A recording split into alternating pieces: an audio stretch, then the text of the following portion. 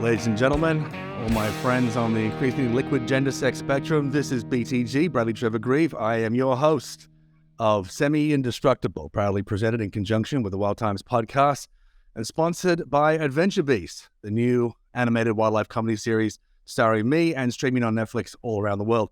Welcome to Semi-Indestructible. It's been a long time coming, and I'll explain that in a minute.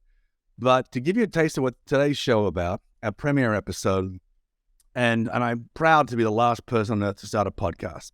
And my other goal is to be the last person on earth to give a TED Talk, and so forth. That's going well also. Today we're going to talk about stupidity, why it's addictive and how it's helpful. We're talking about Schrodinger's anus. I think that's important. And I'm going to bring in a subject expert, a good friend of mine who I know you love, who's not a complete moron. He's just incredibly authentic. The premise of this show is a gateway to knowledge and wonder, and to embrace our unstoppable velocity towards a gruesome end. We're all going to die. It's the least original thing we're ever going to do, but we're going to have fun along the way. And I'd like to give you some pointers, some hard-won experience and knowledge that I can share with you about how to get out there and fully live your life. And I say that as someone who had 21 surgeries and 7 or 8 treatments for rabies. It's a lot of fun. It's a lot of pain, but in the end, it's all worth it. And today we're going to talk about living with regrets that are part of that journey and that life philosophy. The first thing I want to talk about is a confession, and that was that my very first pet neither had a mouth nor an anus. It was the largest of its kind. It was nocturnal. It was, in fact, the world's largest moth, an Atlas moth. I was living in Hong Kong as a little kid. My mum and dad ran hospitals in Southeast Asia, and I was basically left to my own devices in the course of the day, and any animals I could bring home I could keep. But we weren't allowed to have conventional pets in our apartment like cats and dogs. So I collected all these moth chrysalids, and I brought them home, and eventually they hatched. And when I found out that the moths wouldn't eat anything, and of course I didn't find any excrement or frass, which is what we call shit that comes out of an insect or an arachnid. When we didn't have any of that, I started asking questions, and it was quite an eye-opener for me. And this is very much on point with where this podcast is going to go. We accept nothing. We put a question mark at the end of everything.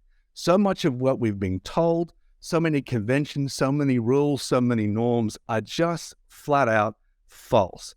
And in this episode, we're going to have some fun picking some of those apart, and that's going to be an ongoing stream of thought throughout the series.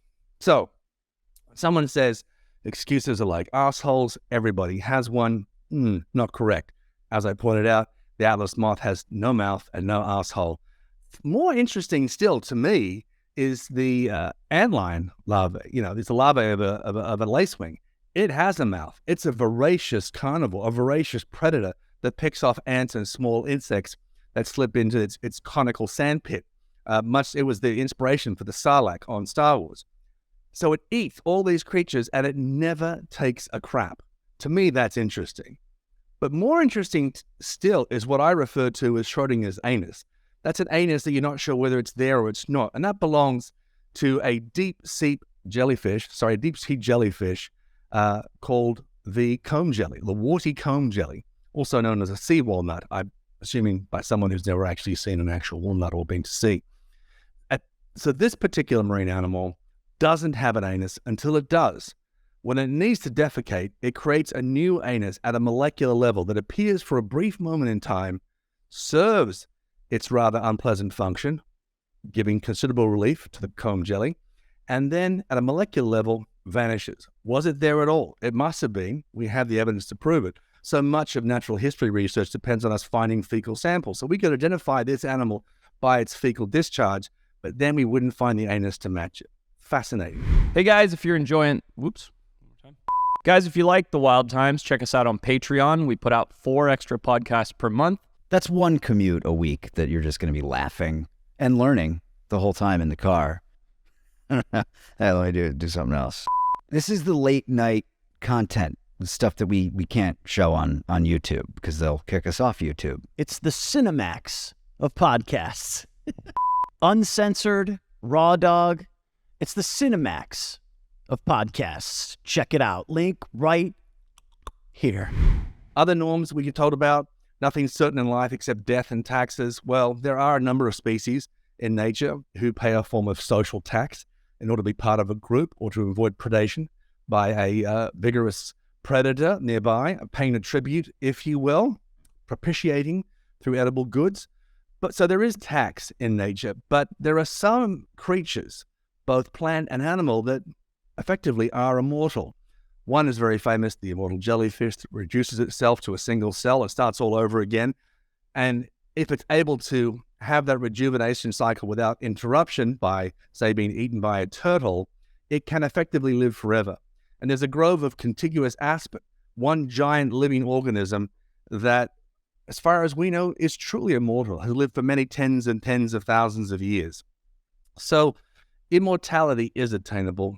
Death is not certain, except for us humans at this time. We get told about sexual norms. We get told that the natural order of things is a male and a female in order to procreate. Well, that's obviously garbage. In fact, being purely straight in nature is so rare that logically one could say that being straight is the new queer. There are so many animals. There's no sort of penis-vagina thing. That's just not true. Most male species don't have a penis. Some have many, and I salute them, although I think that's a lot of work in your spare time to keep them in working order. The female cave woodlouse, she has a magnificent penis, huge, angular thing, the stuff of legend. And the male cave louse has an enviable vagina. All I'm saying to you is the rules are arbitrary, and on Semi-Indestructible, we get to question everything. We had fun doing it. Ours is a life of discovery, exploration, and acceptable losses. Now, the reason this show is late is coming up next. It's very embarrassing. It happened to me. I did it to myself. I should have done better. What I did was stupid. And so my very first guest is a subject expert on stupidity. He's a very dear friend. You love him from the Wild Time podcast. Please welcome Peter Fitzer, a.k.a. Retep, a.k.a. the Brofessor. Welcome. Hey, welcome. I was hoping you could just leave me small in the bottom rectangle there. I was really enjoying what you were saying there. I still have no idea what any of it means, but I love it. How you doing, man? Mate, good. Thanks for coming on. Thanks for being my first guest. No problem. When something horrific happens to me and we do a final show, you have to come back on so everyone cries and go, wow, it was topped and tailed so perfectly. It's like this Chekhovian drama. And you were here at the very beginning of it. Your hair pulled back in a man bun. Your face is all at the mouth. I'll be at the anus as well. There you go. Well, you know what? We could just be like any of the echinoderm stomach protectors. You could do mouth and anus at the same time without leaving the comfort of your home. That sounds great. I am into that. So, mate, I want to apologize first up. We talked about doing this show a long time ago. And look, we're busy people. Yeah. We got little kids. Life goes on. And I had planned to start, and I committed to a date. And then DeLuca called me, and I said, I got to postpone.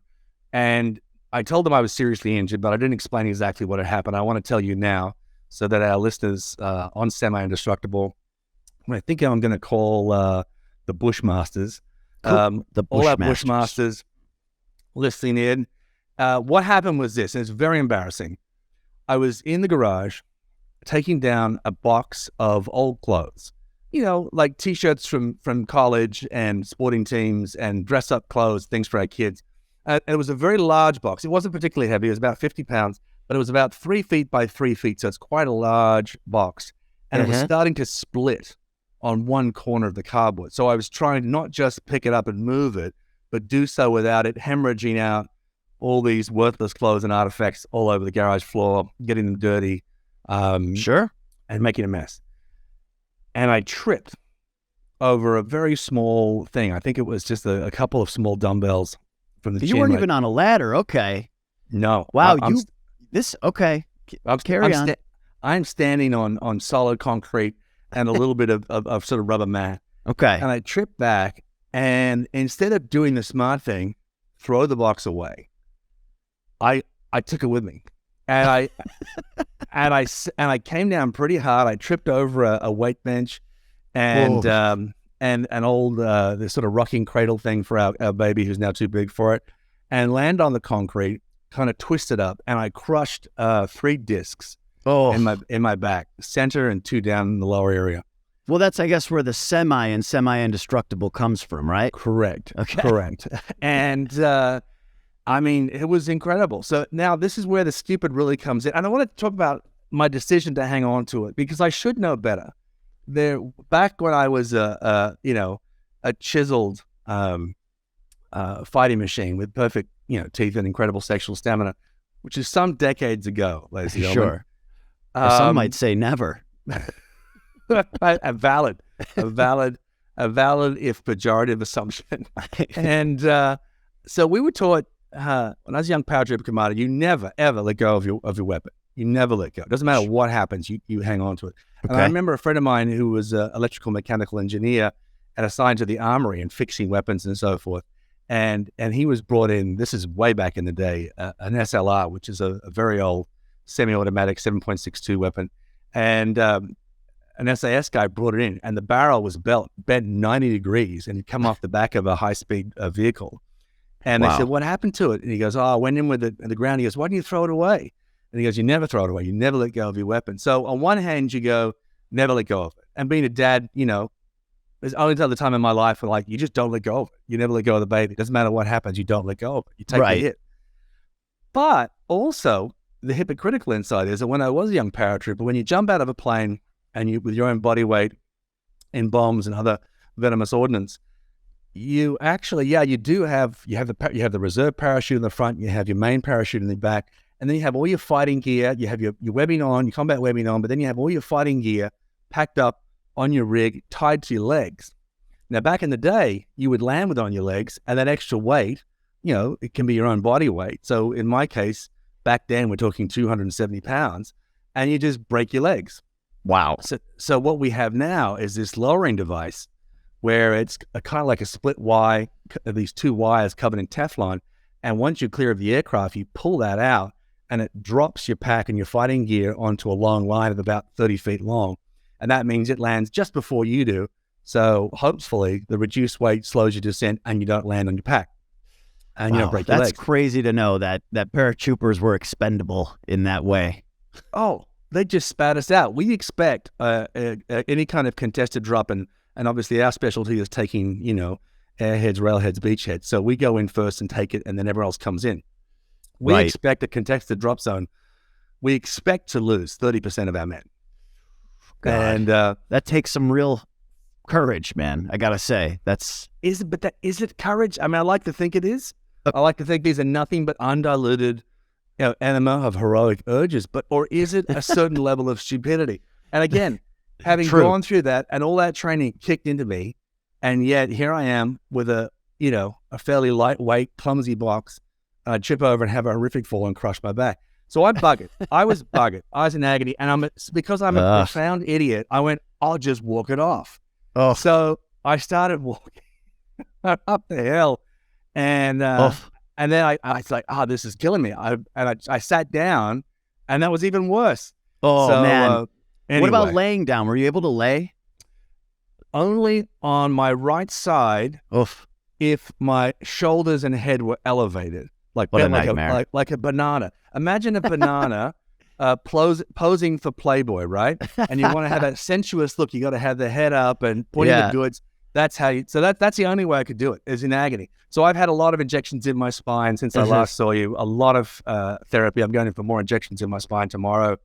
But the big cost was that I can't sit down for very long, and so that's why these podcasts will be the length they are.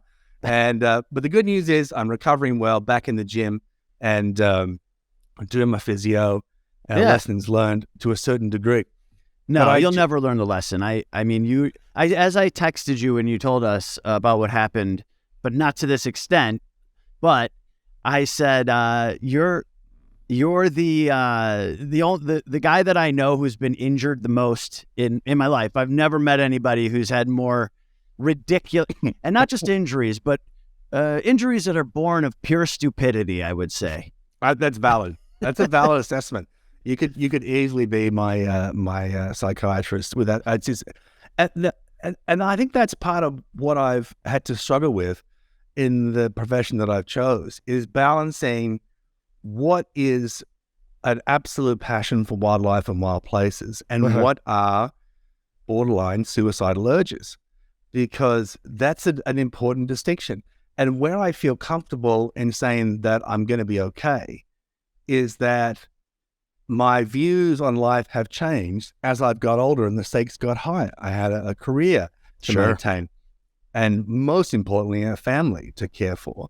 And suddenly you go, no, I'm not a complete psychotic. I'm just someone who was not risk averse, and that is something that I take pride in, but I'm also aware of, particularly now that I have kids. My daughter is exactly like me when I was younger. Oh, no. And I That's just don't, tough. I don't want her to pay the price as I have paid, and I accept that price. I want her to have all the joy and none of the horror and the misery. I mean, do you feel the same way about your son? 100%. I mean, I was just going to say, I look at everything that was wrong with my childhood. Like, I grew up in chaos. Like, there was no structure. I was a latchkey kid. And I understand how it's affected me in life. I'm totally unorganized. I procrastinate on everything. I can get through everything, but it's never pleasant. Schoolwork, things I have to really structure. It's hard for me. And I'm just like, okay, I have to change this in my genetics, because this is how my kid's already like this, the boy. He's just like, he doesn't think about anything. He'll jump off the stairs, and like not think of anything. And it's like, I have to balance this thing where I can't go overboard in either direction. There can't be too much structure, because then, it's bad too. And it can't be like it was when I grew up. It's got to be somewhere in the middle. And that's the spice of life, trying to keep everything balanced in the middle. That doesn't make any sense to me. The spice of life means moderation. I'm not sure that's true, but I agree that it's a juggling act. For me, it is. That it's a juggling act. Yeah. Yeah. It's funny. One of my secrets to being an elite combat soldier back in the day was the belief that my pain didn't matter.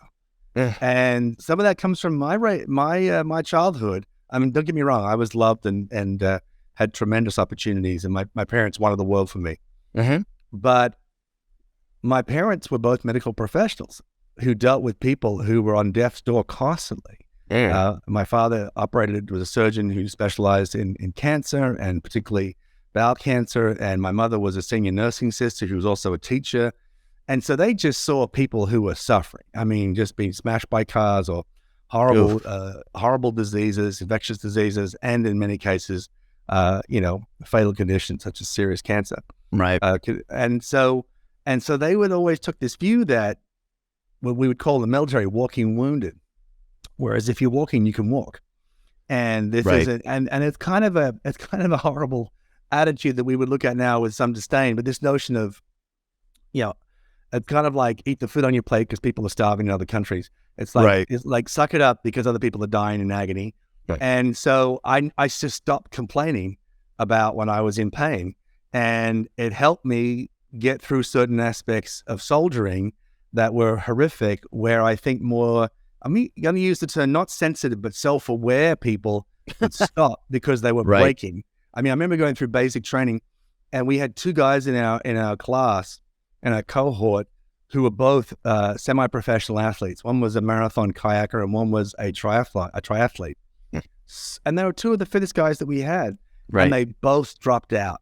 They both didn't make it through basic because they were so attuned to their body, and they said, I can feel that I'm breaking.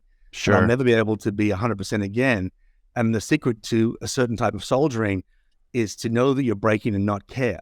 And that makes you a good soldier, but doesn't make you a good person or a good dad. I don't know about that. I was seeing my orthopedic surgeon recently for obvious reasons, and a spinal specialist, and they're asking me about all my injuries. And of course, it takes me a freaking day to go through, the 21 different surgery. Yeah, 3 broken, wrists and shoulders, both shoulder, knee, jaw, chips off my vertebrae several times, 7 times broken knees, 2 fractures in my pelvis, and it goes on and goes on. Yeah. And they go, what about this fracture in your femur? And I couldn't remember. It's too much. The major bone in your leg, and I couldn't remember, and I still can't, and I had this moment where I felt kind of sad. I just like, what kind of idiot? I just don't even remember this major injury, and I don't know whether I'm blocking it for some reason. I don't think so. I think it was just it was pain. It wasn't a clean break, and I just assumed that it was all part of it, and I got on with it. But I just want to talk about some of the stupid stuff we've done, you and I, and how it changed our worldview, and whether we have regrets or not. Okay. And I'm not going to judge you either way because I prejudged you before you came on the show. Well, yeah, I mean, I'm used to that. So I was finishing a course in the military, and we knew it was coming, but it's still a surprise. They tackle you. They get all these guys in balaclavas, and they beat you up, and they drag you in, and then you go through 2 or 3 days of counter interrogation training. Wow. And so we did that, and I don't want to overstate it. We didn't get waterboarded or anything like that, but we got stripped naked, we got pushed around a bit. They blindfolded us. You'd have to march in place for hours, and then you'd have to squat down onto this sort of uncomfortable plastic. It wasn't a mat. It was like a milk crate, those plastic milk crates that you see drinks come in. Yeah. They'd cut the milk crate off, so it was just the base, which is sort of this cross-hatched. Yep. And that was all you could sit on, and you weren't allowed to sleep. God. And then they would say, "Oh, you can sleep," and then they'd wake you up, and you're exhausted. And remember, we'd already been out in the field for weeks, so we were exhausted. Sure. And then they would wake you up, probably 20 minutes later, and so you weren't sure, did I sleep? Did I not sleep? And it messed with your head. Mm-hmm. And you Sure. got to go through the basic steps of not losing your cool and not giving up and just being calm and staying through it. And it's one of those final tests. And there are a couple of guys who didn't make it, who collapsed and passed out. And it's good that they did. This wasn't for them. It wouldn't be for me, I'll tell you that much. It wouldn't be for me now either. Well, I think when we're younger, what you were saying earlier, the stupid things that we do as guys, younger, you really don't think about the consequences. No. I mean, I have a ton of dumb injuries from when I was younger that I wouldn't even, I think there's just an age where you're like, I don't want to deal with any of that shit. I am too lazy. Hospital bills, doctors, like pain. And you're talking, and injuries take way longer to heal when you're up here at this age.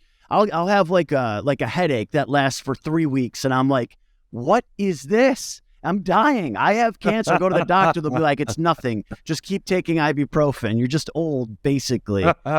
For real, man. Age will change you, and you don't know that until you get there.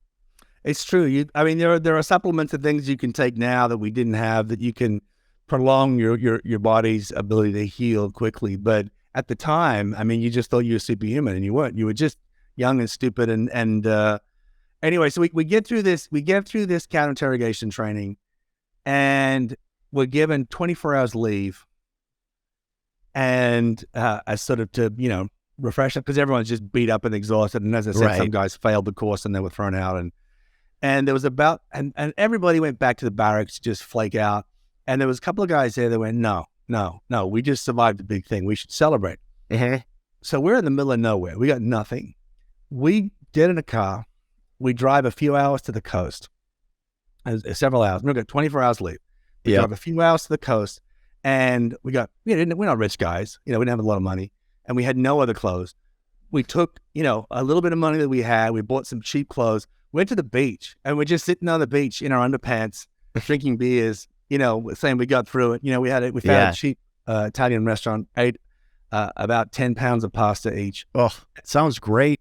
And then we just went to this hotel bar, and there was a wedding party that was in full cry, and they were just nice people. And nice. I don't know, it was hard to hear because the DJ was, it's all way too loud. Wedding DJ going nuts. Right. Thought it was his moment.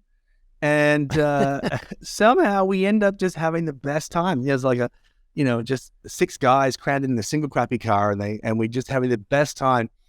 I don't know how it started, but all I know is somehow we are on the bar tab for this wedding. Oh, nice. and it started off as a joke, and we're ordering stuff that you would never order.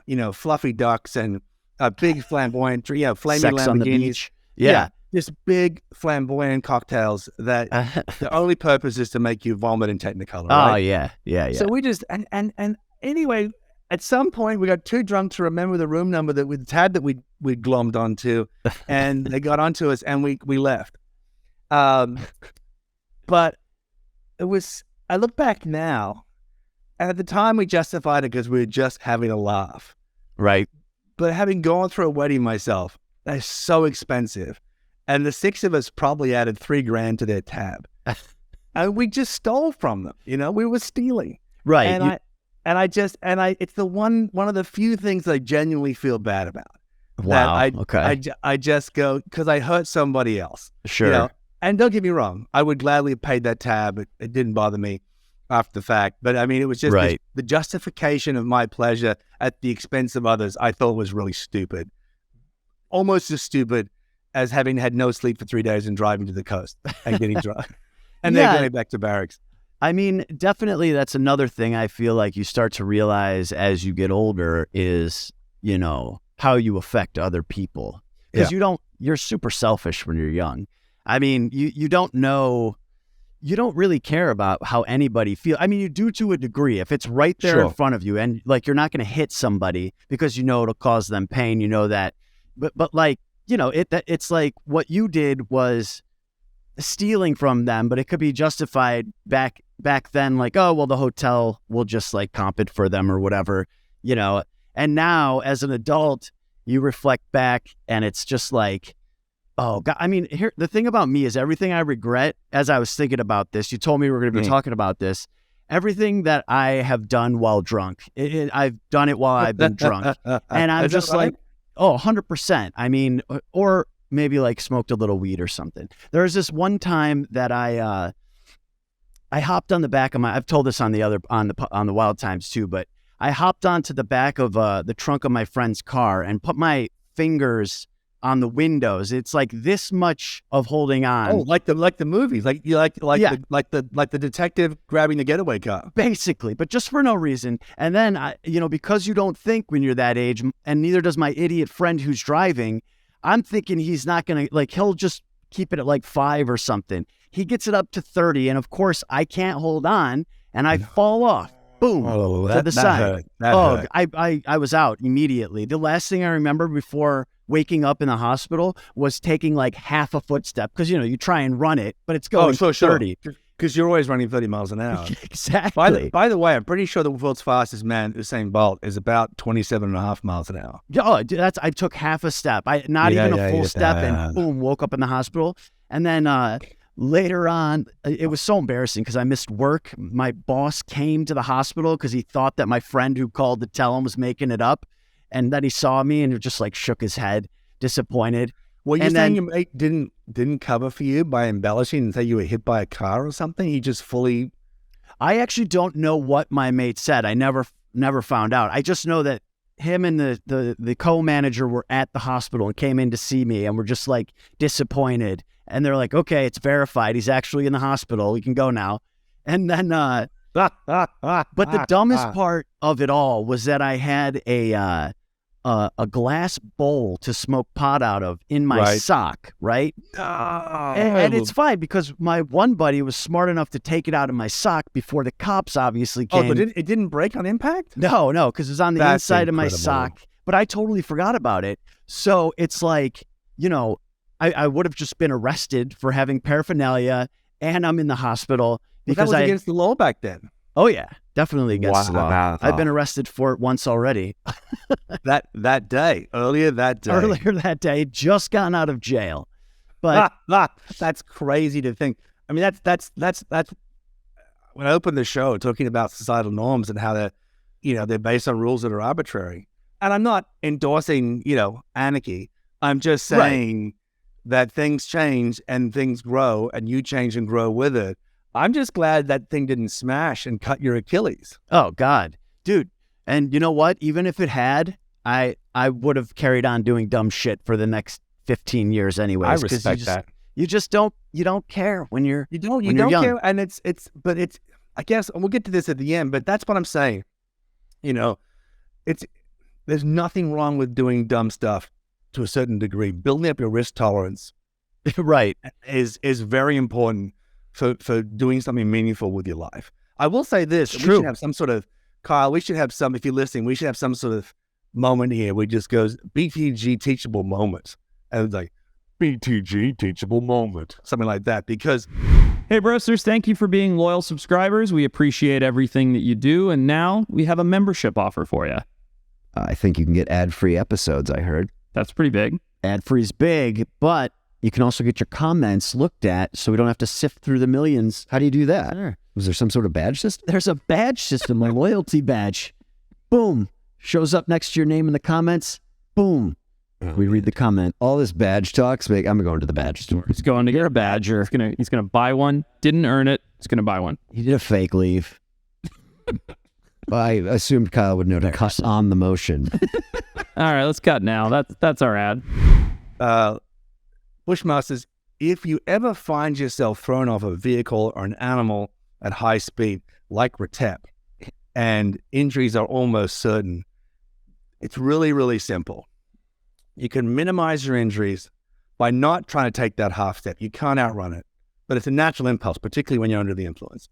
In fact, by taking the half step, you actually turned your body into a trebuchet, and your head was the cannonball. Was the boulder. I had a bunch of staples in the head. It split my head open. It slammed you in. Yep. So you got to go soft. And so what you do is you put your knees and heels together, slight tuck like you're having a crap. Elbows on the side over your face. You go straight onto your feet with the intention of immediately rolling sideways into a parachute roll. A parachute roll is just an impact-reducing landing. And so we land with our feet and knees together. That's so you don't break your legs, okay? We twist onto our side. And so ideally, all the fleshy parts, it's still going to hurt, kids. Right. It's still going to hurt. But you take the impact first on the side of the calf muscles, your quads, your butt, and then you roll over your back. Now, you're going to tumble and you're going to take off a lot of bark, a lot of tree bark. It's going to happen. You're still going to go to hospital, but you're not going to be knocked unconscious. You're not going to break anything. So learning how to do an impact-reducing landing, a parachute roll, it's super simple. It takes a little bit of practice. You can go down to the beach, do it in the shallow water first, then do it in the soft sand, then the hard sand, and then you graduate to, a grass field and then concrete. But you can do them anywhere, and they have saved my ass many times. So that was your teachable moment from Retep's story, is how to do an impact-reducing landing at high speed, because you can save yourself so much pain. Speaking of car things, I was going to say, one of the dick things I did, we were car racing. I remember we were kids in college, and in those days in the military, you got paid to go. We're in the Royal Military College, which is like West Point, and you actually get paid to go there. It's hard to get in. Theoretically, you should be in the top 7% of the country academically and physically, and they pay you like... I don't buy this for a second. Yeah. I said theoretically. Okay, thanks. That was the caveat. You don't have the IQ to get in there. I'm sorry. Based on this story, you'll see how true that is. So we were earning, I think, $14,000 a year. And so even then, that wasn't a lot. It was good for a student because most people pay to go to college and they don't have any money. They have 3 or 4 jobs. So, but it's still not a lot of money. And you're still going to pay for food and board and everything else. And so not a lot. So we had just garbage cars, the kind of cars you have when it's your first car. So we're doing about 140 kilometers an hour, which I think is something around like 80 miles an hour, maybe, give or take. In like a shitty old rust box. Yeah. Just garbage cars. And of course, that wasn't, Kyle's jumped in, it's 86 miles an hour. It's which is not fast in a modern car, but it's very fast in just a crap on wheels. You can hear everything rattling. There's wind coming through the windows, even though they're closed. Yeah, exactly. The integrity of the chassis was not absolute. You could see every single joint and bolt just like, do we keep this together? Or it's just like, I don't know. It's just a temporary thing. It feels like it was temporary. This is, anyway. So we're racing down this road, and because I'm an idiot, I get out of the car, and I'm sitting in the window, and I'm holding on to that little handle that the old shit bar. The old shit bar, and it's also, where you hang your dry cleaning. I mean, it's just, you don't know what that can take. And I wave over to the friend who was driving, and again, this felt a lot faster than it was, because these things are, just going crazy. And I come over, and I pretend that I'm trying to talk to him. And he comes over and he opens the window, and I had a can of soda, a Coke or something. I had a soft drink, and I had shaken it up, and I just grenaded it and just threw it in his car. It's so good. So funny for us. Yeah. Oh, how we laughed. And then I just thought, he's going at the absolute maximum speed that crapmobile can tolerate. And now you see you get all snaked up and it's brakes and there's people, smoke coming off the wheels. I mean, it was hilarious, but I just thought, imagine now in retrospect, wise me, 21 surgeries me, nipple ripped off by a reindeer me, guy who's seen some shit. I'm just like, can you imagine if 4 of my best friends died because I threw a soda in a window and I thought it was funny? Yep. Would it still be as funny? I mean, not, of course probably not. But at the time, just dumb shit. And I think that's what I say to myself now. If I could go back then, I would just say, do all the crazy shit. Do it all. Well, maybe not all of it. Do like 90% of it. But don't do the stuff that's going to hurt other people. Sure. Because that's not their journey. This is your journey. And I think that's much about life, and particularly in our field. If you're a professional adventurer and doing the kind of stuff we do, you have to know where the limits are of your endurance, of your pain tolerance, and understanding situations. What is uncomfortable and what is perilous?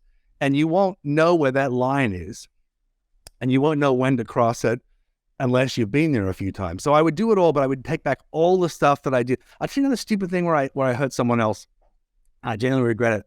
Also at college, we had a special bar for the senior class. And at the Royal Military College, we call the senior class the first class. So it goes fourth class, we call fourth East, third class, second class. Gotcha. First class, senior class. And we had our own special bar. And then it got demolished and they built a new one.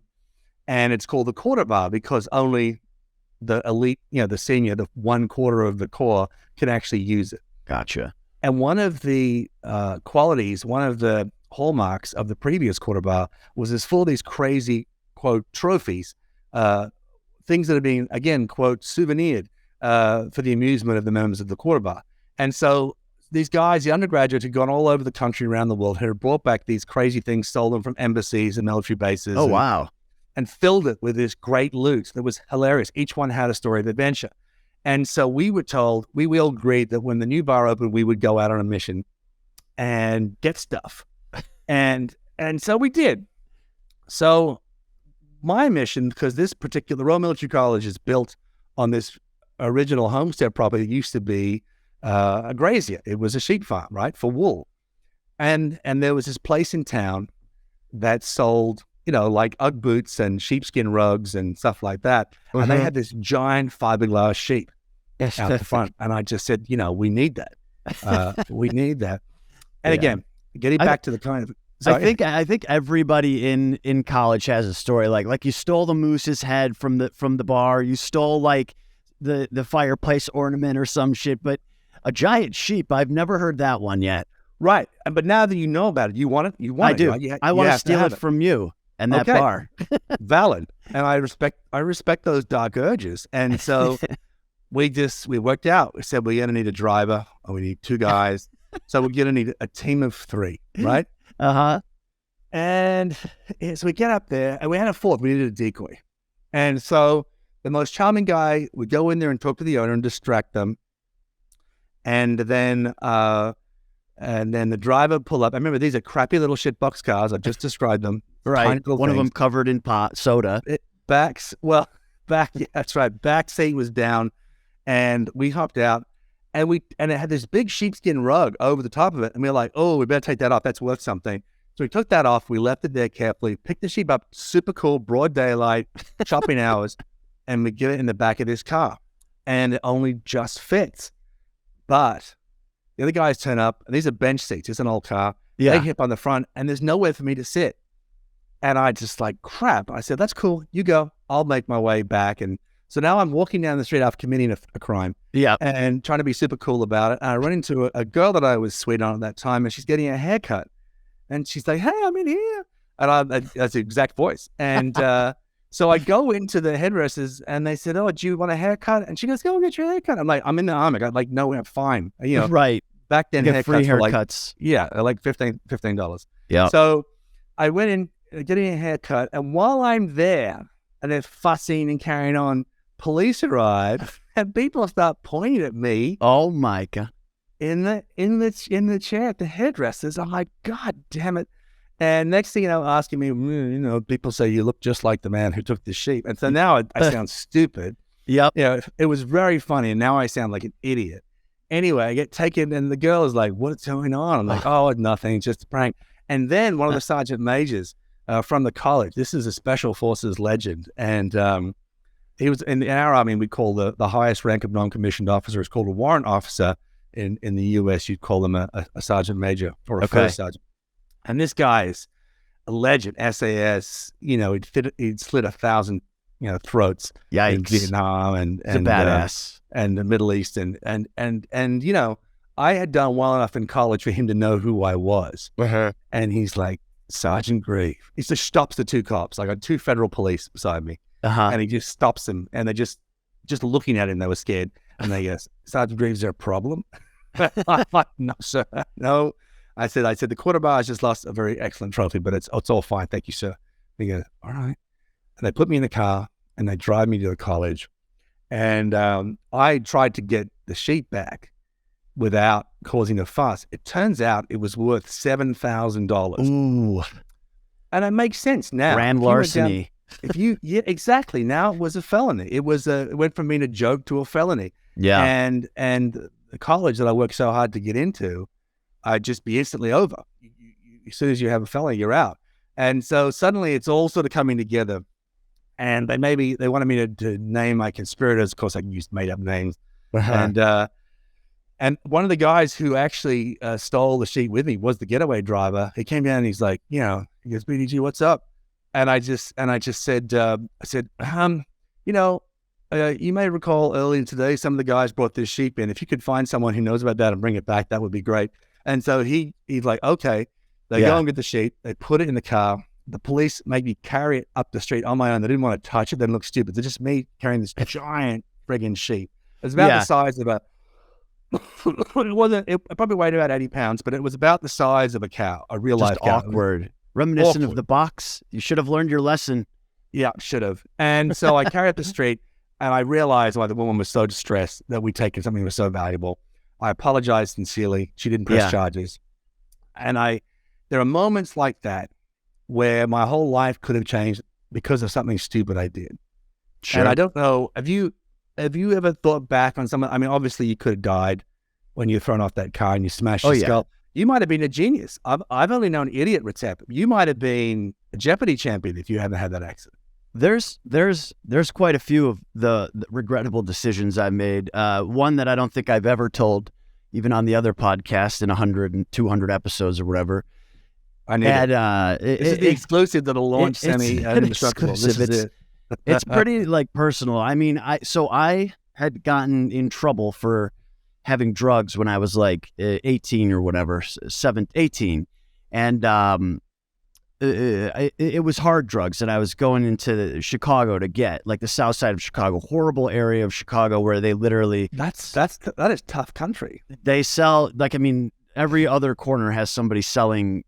It's either they're selling drugs or they're waiting to jump you. So you pick, choose wisely as you just drive around, basically. And you were just going to go there and get cocaine and mix it with butter and shove it up your ass? What were you going to do? No, I had a friend who was heavily addicted to heroin and crack, and he had me trying a little bit, and so he convinced me to drive him, and this is after I had already gotten in trouble for drugs, and I denied. I was like, "No, I can't do it." The guy's literally crying. I don't know if you've ever encountered an addict, and especially if you're young, somebody who's addicted to hard drugs. They will cry. They will say anything. They'll offer you $10,000 to take them somewhere to get drugs. They will say anything. And I'd never experienced that, and so it worked. And of course, this time we go down there. We get ripped off the first time for $300, and then crying again. When you say ripped off, they just took the money and left you, or they gave us just a package that was all. it would come in like a certain way, so they mimicked the way that it would look, and then you opened it and nothing was in it. It was all just empty. Yeah. And I'm like, dude, like, I got to get out of here. I'm feeling sorry for you, drug addict friend, but I didn't mean this. Like, I imagine that moment though. You just like that sick feeling that this ordeal was not over. Yes. Oh, yeah. And I was ready to go at that point. I wanted to get the hell out of there. I wasn't even like into this idea. I was convinced. And then so he convinces me. He's crying. He's like sweating. I mean, like you've never seen anything like this. A guy like in withdrawal. So anyways, he convinces me to go to a different corner and finish a transaction. Gets what he needs. And then as we're leaving, about to get back onto the highway, back to the burbs where we're all going, I'm making a left, I believe. Left. And a car, about 45 pickup truck, just slams right into the side of us. Completely totals the car. My friend who's in the back, like severely injured, just like dazed, hit his head. He's bleeding from his head. And then we got the airbags, me and the other guy who wanted the drugs, and we were like, okay. But the car's completely totaled in the middle of a horrible neighborhood where the only reason that a couple of white kids would be there is for this particular purpose. Yeah. We got a bunch of people coming up to us saying, you know, hey, give us the drugs. We'll make sure that the cops don't find them when they come because the cops are on the way. Guy wouldn't do it. I'm like, just give him the drugs. Like, get rid of all the shit. Like, just get rid of everything that we're going to get arrested for. He wouldn't do it. Puts it in his ass. Okay. I knew it. I knew that somehow the secretion of substances in the asshole was coming in every one of your stories. What happened then? Well, so the cops come and everything. It's in his ass. We all got to go to the station. Surprisingly, literally, cops didn't give a shit about any nefarious actions. They only took the report on the accident, which was reported to be my fault, whatever. But the car was totaled. This is my mom's minivan. And I had just gotten arrested for drugs like 2 months earlier. And so now, she thinks, yeah, I'm out like visiting an old girlfriend, blah, blah, blah, blah. And so I got to take a cab home, right? No. My God, dude, I take a cab home and then I walk into the house and they're asking me how it's going, everything, blah, blah, blah. And I just said, I gave up. Like I couldn't lie anymore. It was too much, too hard to manage a lie this big. And, I just remember my mom was crushed, like crying, wouldn't talk to me, wrote me like a 6-page letter, and it changed me like entirely. I cleaned up everything. But I mean, so, you know, it's fair to say that I regret that decision. However, I don't know that if that didn't happen, I would have advanced in life. Like I went to college, I did all this shit afterwards. If I kept on that path and that consequence never happened and I never felt like and read that letter from my mom, I mean, I cried when I read it, and it changed my direction. You know, I went to rehab, I did all the shit, and I stopped doing all that shit, and I got, you know, I became a normal, successful person. Yeah. So, you know, we do these things. I did regret it, but still, I think it got me to where I'm at in life. You know? Yeah, no, I love that.